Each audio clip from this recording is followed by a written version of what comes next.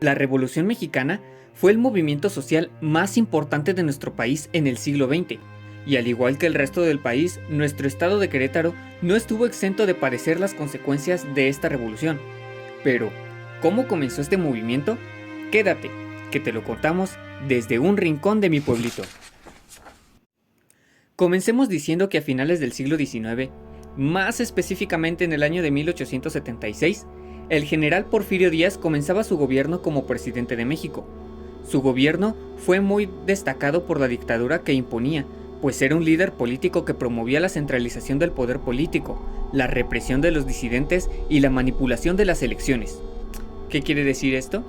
Pues que cambiaba las leyes a su antojo, adjudicándose más poder por sobre los gobiernos de cada estado, al igual que la disolución de las rebeliones con ayuda de la policía secreta y la manipulación de las elecciones aprovechándose de los intereses de muchos grupos sociales y personajes diferentes. Con esto último, pudo reelegirse en varias ocasiones, logrando mantenerse en el poder por 35 años, con solo un receso de 4 años, y a este periodo se le denominó el Porfiriato.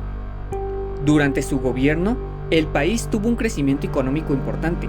Sin embargo, estos beneficios estaban limitados para menos del 50% de la población del territorio mexicano, logrando con esto el descontento de la mayoría, como lo fue el caso de Francisco I. Madero, quien en un intento de revocar a Díaz del poder se postuló a la presidencia del país para el periodo de 1910 a 1916. Se dice que Madero viajó a algunos estados montado en su caballo en busca de simpatizantes que apoyaran su partido, como nuestro Querétaro, a donde llegó en el año de 1909, instalándose en la actual Alameda, donde convocaba al pueblo a apoyarlo bajo su lema sufragio efectivo, no reelección.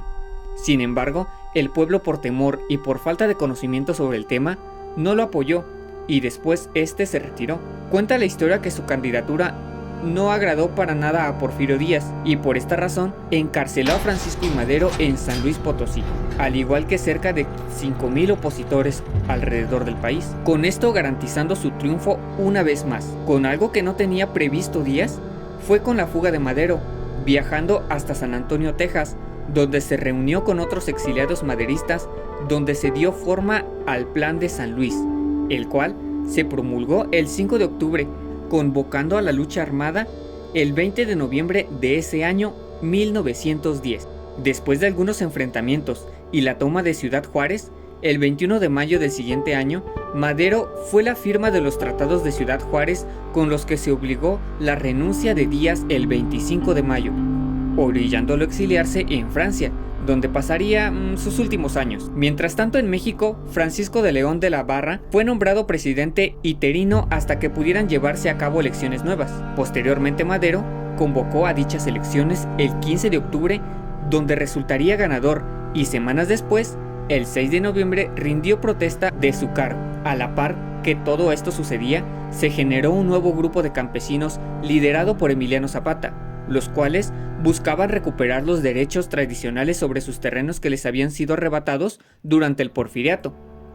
Este grupo opositor consideraba que Madero buscaba solo satisfacer sus propias ambiciones.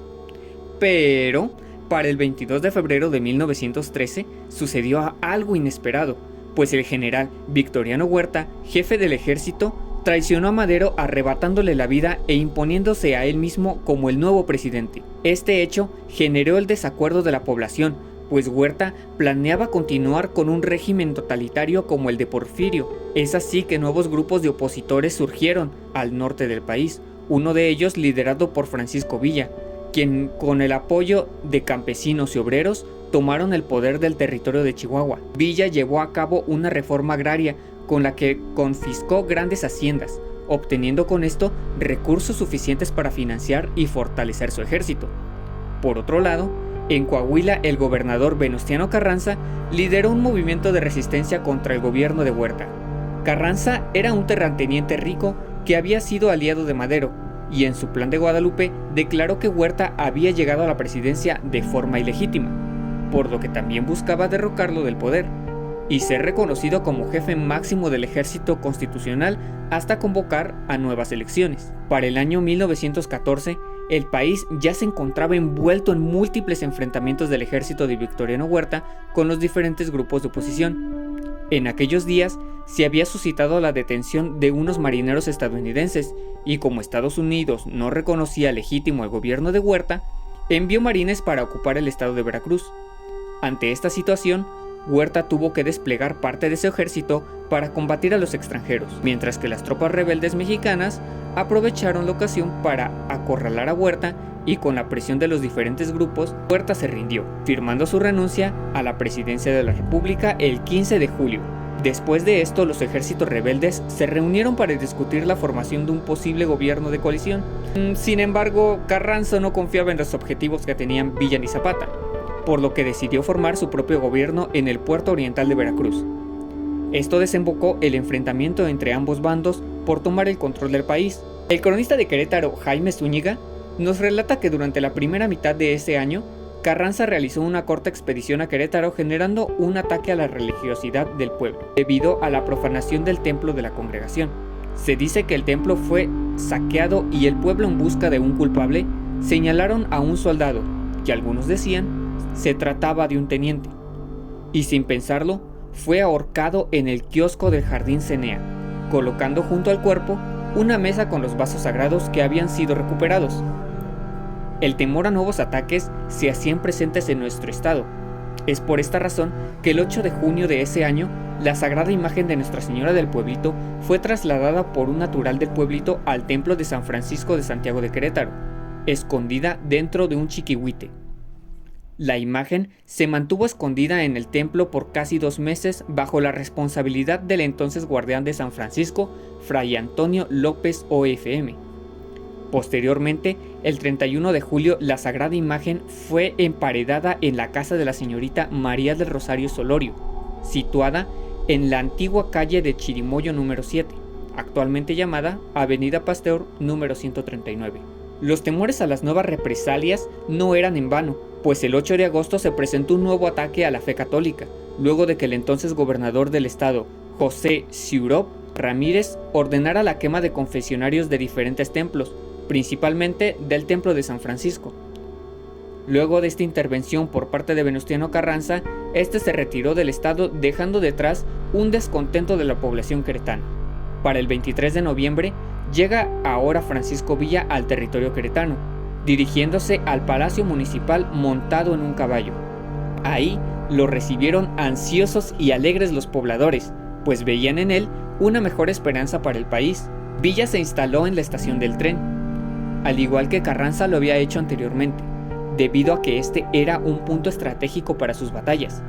Según se relata, para inicios de 1915, el ejército comandado por Venustiano Carranza se hizo presente nuevamente en el estado de Querétaro, provocando así un enfrentamiento entre villistas y carrancistas, en pleno centro de la ciudad. Al día siguiente de este hecho, se rumoraba entre los habitantes que había sido decenas de muertos. Villa tenía el control de la capital, mientras que los carrancistas tenían el de San Juan del Río.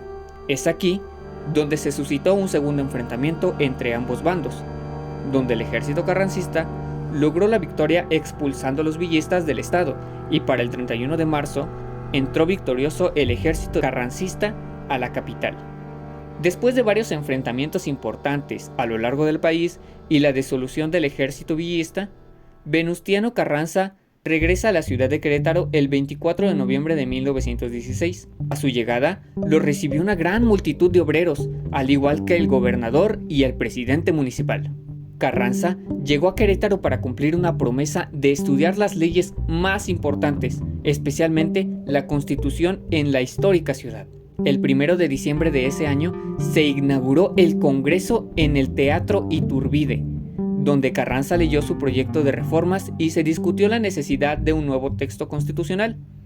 Finalmente, y después de arduas sesiones y congresos, el 31 de enero de 1917, Carranza firmó la nueva constitución denominada Constitución Política de los Estados Unidos Mexicanos de 1917.